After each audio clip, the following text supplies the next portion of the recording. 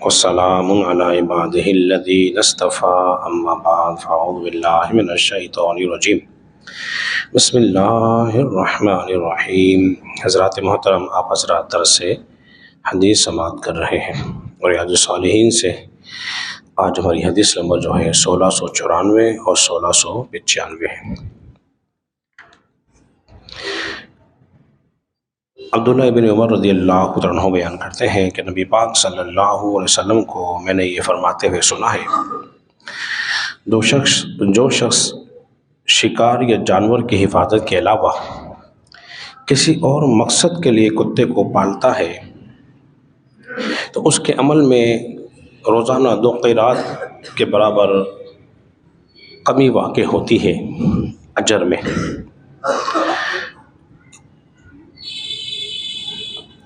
یہی روایت حضرت ابو ہریرہ رضی اللہ عنہ سے روایت ہے، جو شخص کسی کتے کو پالے اس کے عمل میں روزانہ 1 قیرات کم ہوگا، البتہ کھیت یا جانوروں کی حفاظت کے لیے پالے تو اس کا حکم مختلف ہے۔ حضرت محترم، دونوں روایت آپ نے سماعت کر لی، دونوں کا مضمون ایک ہی قسم کا ہے، فرق صرف اتنا سا ہے کہ ایک میں 1 قیرات کا تذکرہ ہے، دوسری میں 2 قیرات کا تذکرہ ہے۔ فرمایا گیا ہے کہ کتے کو پالنے سے منع کیا گیا ہے اور اس کا عذر بھی بیان کیا گیا ہے۔ پہلے حدیث میں یہ آیا ہے کہ تم جو کتے کو دیکھو تو اس کو مار دو، مسلم میں حدیث مبارکہ موجود ہے۔ صحابہ کرام فرماتے ہیں، جب رسول اللہ صلی اللہ علیہ وسلم کا ہم نے حکم سنا تو ہم میں سے کوئی شخص ایسا نہ ہوگا جس نے کسی کتے کو چھوڑا ہو یا قتل نہ کیا ہو۔ پھر اس کے بعد آپ علیہ السلام نے کتوں کو مارنے سے منع فرما دیا، جس کی روایت ابو داؤد میں، ترمذی میں، نسائی کے اندر بھی وہ روایت موجود ہے۔ اب کون سے کتوں کو مارا جائے گا اور کون سے کو چھوڑ دیا جائے گا، اس کے ایک علیحدہ سے ایک بحث ہے۔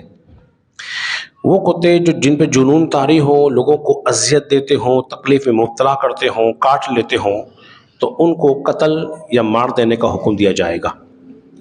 اور جو کتے ایسے نہیں ہیں جو لوگوں کو ضرر اور تکلیف نہیں دیتے تو ان کو مارنے سے منع کیا جائے گا۔ اب رہا جو کتوں کو پالتا ہے، اپنے گھر میں رکھتا ہے، اس کے اجر میں کمی ہے۔ یہ ایسا ہی اجر ہے جیسے کوئی نماز جنازہ پڑھے اس کو اتنا ثواب، جو تدفین میں جائے اس کو اتنا ثواب، جو تدفین ہونے تک یعنی کہ جو قبرستان جائے اس کا ثواب علیحدہ، جو تدفین تک رکتا ہے اس کا ثواب علیحدہ ہے۔ قیرات کے بارے میں ہم بتا چکے ہیں، یہ وہ قیرات قرآن والی نہیں ہے، یہ قیرات ہے یہ، یعنی کہ ایک قیرات کہتے ہیں ایک احد پہاڑ کے برابر ثواب ملے گا۔ جسے نماز جنازہ پڑھی اس کو اتنا ثواب، جو جنازے کے ساتھ گیا اس کو اتنا ثواب، جو تدفین تک رہا اس کا ثواب سب سے زیادہ ہے۔ اسی طرح جس نے گھر میں کتے کو پالا اس کا ثواب کم ہے۔ اب کم کیوں ہے؟ اس کی علماء نے وجوہات بیان فرمائی ہے۔ سب سے پہلی وجہ تو یہ ہے کہ جس گھر میں کتا ہوتا ہے اس گھر میں رحمت کے فرشتے نازل نہیں ہوتے، یہ سب سے مین وجہ ہے۔